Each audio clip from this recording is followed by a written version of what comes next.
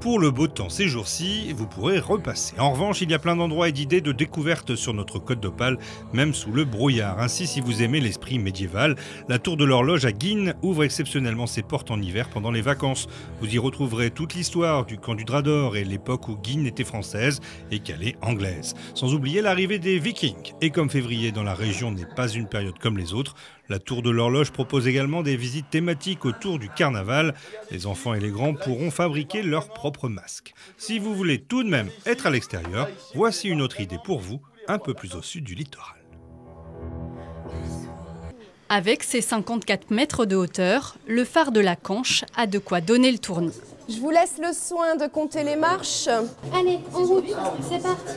274 marches au total, assez pour décourager certains visiteurs. Elle a une crise de panique, elle ne peut plus monter. Mais une fois au sommet, la vue sur le Touquet s'offre comme une récompense aux plus intrépides. C'est vraiment le Touquet sous un autre angle qu'on a peu l'habitude de découvrir, en hauteur comme ça. Et vraiment, c'est une belle visite à faire.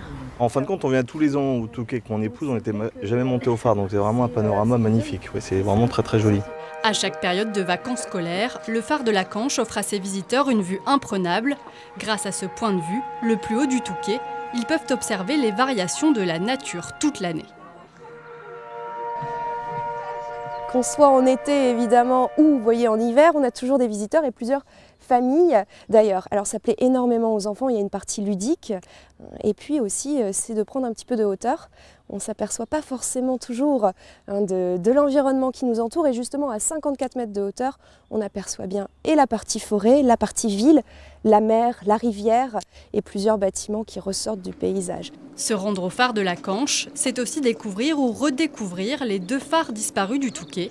Une partie de l'histoire conservée dans cette maison où vivaient les anciens gardiens des lumières de la ville.